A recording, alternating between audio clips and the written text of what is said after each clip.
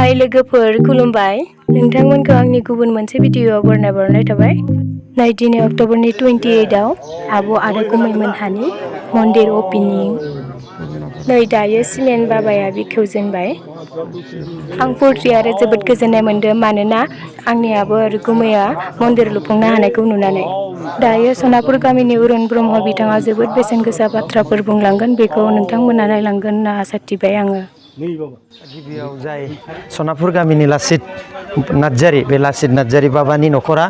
दिनै मोनसे गोथार मन्दिर बेखेवनाय बे हाबाफारियाव दिनै गोबां गामिनि रायजो राजाफोर फैनानै बे हाबाफारियाव बाहागो लादों आरो बिथाङा जोंनि जिल्लानि मुस्रि लीलाकान्त ब्रह्म जोंनि गाहाय प्रसारक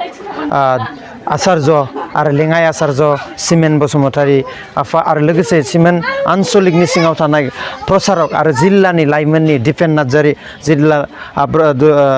बोखाव लखिमपुर जिल्ला लाइमोन आफादनि गाहाय प्रसारक मुस्रि दिपेन नार्जारी आफायाबो बे हाबाफारियाव बाहागो लादों दिनै बे मन्दिर लुफुंनायाव बिथांनि नांथाब नाजानानै लुफुंनायाव बिथाङा माबायदि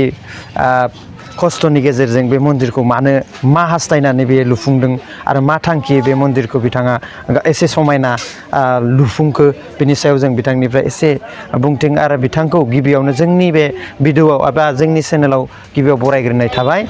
बिथांखौ आंनिफ्राय गोसो गोरबोनिफ्राय खुलुमनाय जासिबाय आरो आइनिसिमबो आंनि खुलुमनायखौ जासिहरग्रोनाय जाबाय दा नोङो बे जिहेथु एसेबां मोजां समायना मन्दिरफोरखौ लुफुंनो हानानै नोंनि गोसोआव माबायदि मोनदों मानगोनां नोंथांमोन दिनै आं बे मन्दिरखौ लुफुंनानै आंनि गोसोआव बहुद गोजोननाय मोन्दों जाहाथे मोनसे न'खर सोलिनोबा मोनसे फुजियारि मन्दिर थानांगौ बिनि थाखायनो आं बेखौ साननानै बे मन्दिरखौ लुनाय जादों ओरैनोथ' बे मन्दिरखौ नायनानैथ' जोंबो गोजोननाय मोन्दों मोनसे समायना मन्दिर बेबायदि मन्दिरखौ नुयोब्ला बयनिबो गोसोआव गोजोननायखौ मोननो हायो थारैनो गोबां खरसा खालामनानै नोङो नोंनि साननायखौ जाफुंहोबाय निस्सय बेबायदि मन्दिरखौ साफ्रोमबो सिबियारि बा मानसिनि न'खराव थानांगौ होननानै सानो नामा सानो आं बिदि सानो दिनै जों मन्दिरखौ मानो नांगौ होननानै सानो नों आंथ' जेनेबा आंनि साननाय बायदिबा माने मोनसे न'खर सालायनो थाखाय फुजियारि मोनसे थानांगौ बेहाय मोनसे मानसिनियाव गोजोननाय मोनसे फैयो मोनसे जेनेबा सिथ्ला गेजेरफ्राव जोंनि ब्रह्म मन्दिरा थायोबा जोंनि ब्रह्म समाजनि सुबुङा मोजां मोनो आं बेखौनो खावलायो आरो थिग थारैनो बे बिथाङा बुंदों बाबाया बुंदों जे नंगौ जोंनो मानसिनि न'खराव जोंनो सिबियारि नांगौ आरो बिथाङा धोरोमखौ मोजां मोनो सासे धोरोम सिबियारि आरो धोरोमजों लोब्बा थानानै गासैबो खामानिखौ मावफुंनो थाखाय बिथाङा आग बारायबोदों आरो बिथाङा मन्दिरफोर थायोबा आरो मन्दिराव जितु दर्शन खालामनो मोनोबा गावनि गोसोखौ गोजोननाय मोनो माने सान्थि मोनो आरो दिनै नोंथाङा जे बे गोजोननायखौ लानो हादों दे लुफुंनो हानानै गोजोननायखौ लानो हादों दिनै जोङो बिथांनिनो जे हिन्जाव बेनिफ्रायबो जों एसे मिथिना लागोन जे मन्दिर मोनसे समायना मन्दिर लुफुंनो हानानै दिनै सानैनि अनलायनायनि गेजेरजों नोंसा जे मोजां मन्दिर लुफुंनो हाबाय बिनि सायाव बेसेबां गोजोननाय मोन्दों खुलुमबाय गिबियावनो बे मन्दिरखौ नुनानै बिराद गोजोननाय मोनबाय नांगौबा जों जानाय लोंनाय गाननाय जोमनायखौनो दोनथ'बाय आरो होमबाबो मन्दिरखौ लुफुंबाय नंगौ थारैनो जोंनो दिनै थांना थानो थाखाय जोंनो धोरोम नांगौ आरो धोरोम थायोब्ला जिउआव जोङो आलो गोजोन आरो सान्थि मोनो निस्सय बिथांमोना धोरोमा मा धोरोमखौ मोजाङैनो मिथिगौ आरो धोरोमखौ मानसिनो मानो नांगौ बेखौबो बिथांमोना मिथिगौ बेनिखायनो जानाय लोंनाय गाननाय जोमनायखौ दोनथ'नानैब्लाबो गावनि दरजा मोखाङाव मोनसे समायना मन्दिर लुनानै लादों निस्सय बे समायना मन्दिरा जोंनि ताजमेहेलनि खम नङा बेबायदि मोनसे समायना मन्दिर बे बाबाया लुफुंदों निस्सय साफ्रोमबो मानसिनि न'खरफोरनाव जितु बेबायदि मन्दिर थानांगौ होननानै बिथांमोना खावलायदों आरो नोंथांमोना बे मन्दिरजों नोंनि मन्दिरजों नोंनि फिसाला फिसाजो जिहेतु रायजो जाबाय जेला जोंनो धोरोम नांगौ धोरोमखौ नांगौ हिसाबै जे नोंथाङा बे धोरोम सिबिनानै नोंथाङा मा लाब मोननो हादों धोरोम सिबिनानै जों फात्ता मोनाखै माने इसोरा जोंनो माबा मोनसे होनाय बायदि मोनदों माने नोंथांमोननाव अराय आलो गोजोन एबा गोजोननायखौ नों मोननो हादों आरो ना थिग निस्सय बिथांनि जिहेतु फंनैसो बुंनायनिफ्राय बुजिनो मोनदों जे एसे गिदिर मोजां समायना मन्दिर मानो लुदों निस्सय बिनि रहस्य दं मानो होनबा सासे मानसिया मन्दिरखौ जिमानानो थाखा फैसा गोनां जानो हागौ खिन्थु थाखा फैसा गोनां जायोब्लाबो मन्दिर लुनो फैसा जोङो बाहायनो हायाखै बेबायदि मानसिखौ जों गोबां नुनो मोनदों निस्सय बिथांनाव बेसेबां धोरोमखौ बेसेबां गोबानानै लानाय बा धोरोमखौ बेसेबां फोथायो निस्सय बिथांनि मन्दिरनि सावगारिनिफ्रायनो जों मिथिना मोनो जे बिथांमोना सासे धोरोम सिबिसुला आरो बेनि गेजेराव बिथांनिनो बिखुनजोआ जोंनि साखाथियाव दं दा बिजामादैया बेबायदि समायना मन्दिर लुफुंनो हानायाव बिखुनजोआ माबायदि गोजोननाय दं बेखौबो बै आइनिफ्रायबो जों एसे मिथिना लानो आइया एसे नै खाथियाव फै जोंहा बिजामादैनि खाथियावनो था दे खुलुमबाय दे नों बिजामादैया फिसाजो आरो बिजामादैनि मन्दिर लुनायाव ओरैबायदि दै बायदि गोजोन आलो गोजोन थानाय बायदि मोनदों आरो आफा इसोराबो राम राम जय जय बिदि लाखिबाय थाथों होननानै आं आफा इसोरनाव बर बिदों निस्सय गोजोननायजों रंजानायजों माने सान्थिजों मेगनाव मोदै जिहेतु बोहैलायदों आरोखि नंगौ जिथुनो बिदिनो फिसा फिसौखौ बिजामादैखौ साफ्रोमबो बिखुनजोआ मोजां आलो गोजोन एबा बेबायदि थानसालिफोर थाजानो लुगैयो ओरैबायदि बिखुनजोनावबो धोरोमखौ फोथायनाय दङ निस्सय बेबायदि गोरोबलायनायखायनो साफ्रोमबोनि आशिर्बाद एबा अननाय मोननायखायनो बे सासे सिम्पोल साधारन फिसा फिसौ बिजनेस मावनानै खेथि मावनानै जानाय सासे समाजखौ मोजां मोनग्रा लासित नार्जारि आरो अनजालि नार्जारि मोनहा रायजोनि आशिर्बाद मोनदों समाजनि आशिर्बाद मोनदों आरो बेजों लोगोसे नैबे भिडिअजों आं मोनसे मेसेज होनो लुगैयो बिथाङा बे लासित नार्जारि बाबाया दिनै समाजनि थाखाय गोबां बिहोमा दं बेखौ निस्सय आं बख'नांगोन दिनै बिथाङा सासे जोंनि आसामनि गेजेराव टाइकान्ड'नि मास्टार बियो जोंनि बे संकं हालामल' नङा गोबां जायगायाव टाइकान्ड'नि माखासे क्लाब खुलिनानै मोजां मोजां स्टुडेन्ट बरहनबाय दाबो जोंनि ओनसोलाव बिनि स्टुडेन्टफ्रानो मोजां मोनसे प्लेटफर्म बा मोजां मोनसे टाइकान्ड'नि क्लाब खुलिनानै दोनदों बिथांनिफ्राय जों मिथिना लानि बिथाङा टाइकान्ड'जों दिनैसिम समाजाव माबायदि मावबोखो बिनि सायाव एसे बुंथिनो खावलायबाय आंहाथ' मोनसे उन्दै समनिफ्रायनो गेलेनाय मोनसे आइडिया दङ आं बेखौ लानानै टाइकान्ड' गेलेदोंमोन आं दिनै टाइकान्ड' गेलेनानै दिनै आङो बहुद जौगानाय मोनदों आरो आङो टाइकान्ड' 2 दान ब्लेक बेल्ट लानानै दिनै सोलिनानै दङ दा बे समाव नोंनि जे संकं ओनसोलाव नोंनिनो स्टुडेन्टफ्रा मोनसे मोजां स्टुडेन्ट जेरै 50-60 स्टुडेन्ट लानानै नोंनि सोलोंसा शिष्यफ्रा दिनै मोनसे क्लाबखौ दैदेनबाय थादों बिसोरनि सायाव मा बुंनो सानो दिनै बाबुल इस्लारि मलेन बर'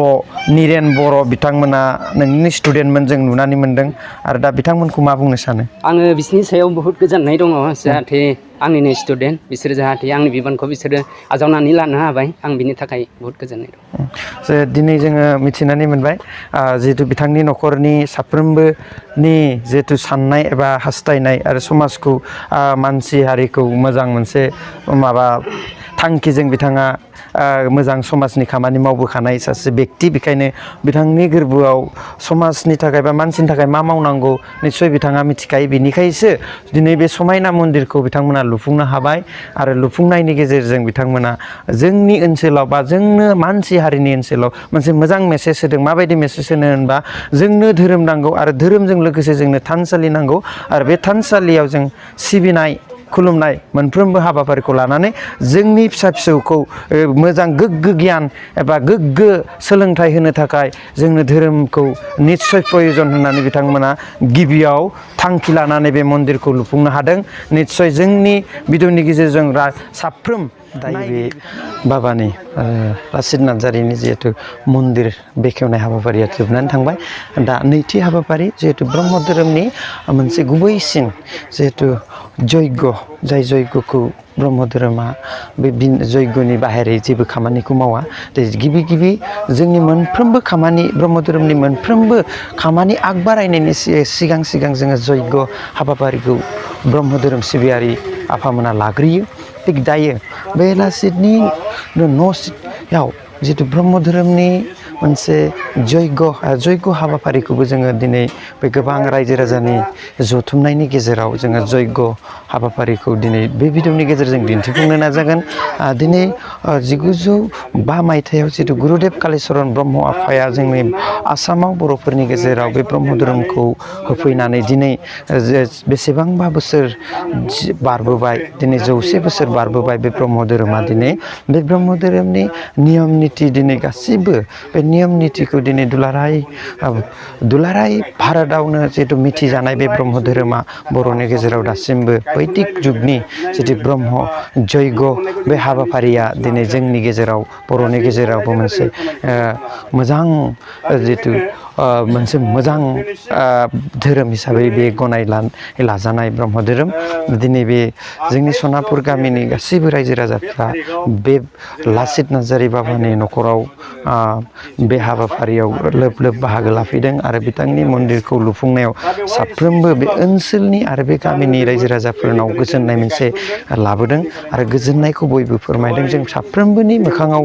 बिथांनि जिथु मन्दिर लुफुंनायनि जिहेतु गोजोननायखौ जोङो साफ्रोमबोनि मोखाङाव नुनो मोन्दों। माने गोजोननाय जिथु साफ्रोमबोनि मोखाङाव गोजोननायखौ जों नुनो मोन्दों। आरो बिदिनो जोङो धोरोम हिसाबै मोनफ्रोमबो धोरोमनि जोङो थानसालिया सासे बेक्तिगत थानसालि जाया। बे धोरोमा सासे जातिगत धोरोम जाया। बे धोरोमा धोरोम सुबुंनिनो धोरोम, जियानो धोरोम जायाथों। बेबायदिनो ब्रह्म धोरोमाबो मुलुग मोजांनि थाखाय अखन्द जयग' होयो। आरो बेबायदि दिनैनि जयग'आ जिथु नैमित्तिक जयग' दिनै दान्दिसे सम जयग' लादों। बे जयग'आ दिनै जोंनि बर'फोरनि गेजेराव मोनसे मोजां आदर्श हिसाबै ब्रह्म धोरोमा सिबियारि बाबामोनहा बे ब्रह्म धोरोमखौ फोथांनानै लाखिदों। जोबोद मोजां बाथ्रा। आरो बे ब्रह्म धोरोमनि जिथु नियम निथियानो जाबाय जोंनि ब्रह्म धोरोमनि नियम निथियानो जाबाय गोबां मोनसे मोजां जिहेतु बन जाबनानै जितु मन्दप मोनसे बानायनानै बेयाव मोजां मुवाखौ अर खुगायाव होयो। बे अर खुगायाव होनानै बे ब्रह्म धोरोमखौ ब्रह्म मन्त्रयै बे आर'ज गाबो। दिनै मण्डलाव बिलिन जानानै बे जिथु मोदोमफ्रु मोजां मुवानि मोदोमफ्रु मोदोमनायखौ जोङो जोंनि गोरबो जोंनि गेजेराव जोङो प्रेक्टिकेलि जों लानो हायो निस्सय। बेखायनो जोङो बे ब्रह्म जयग' एबा ब्रह्म धोरोमखौ जोङो फोथायो एबा फोथायनानै लानांगोन। मानो होनोबा जोंनि गेजेराव दिनै जोङो ब्रह्म जयग'नि जिहेतु नियम निथि आरो आदर्शफ्रा गोबाङैनो बाख्नायजाथाव एबा गनायथावना मोनसे धोरोम बियो। बेनिखायनो जोंनि ब्रह्म धोरोमनि जाय सिबियारि बिथांमोनखौ जोङो साबायखर बावनांगोन जे मुलुग मोजांनि थाखाय मोजां मुवाखौ गावनि जानाय एबा गावनि गाननायखौ गारनानै मोजां मुवाखौ लानानै जोङो जयग' होयो। आरो जयग' होखांनायनि उनाव जोङो बिनि एबा मोदोमफ्रु गेसफोरखौ जों लानो हायो। थिग बेबायदिनो जोङो जोंनि ब्रह्म धोरोम सिबियारिनि नियम निथिनि सायावबो जों सानसे सम मोजाङै बिजिरगोन। आरो बिजिरनानै बे भिडिअनि गेजेरजों जोङो थन्न'-थन्न'से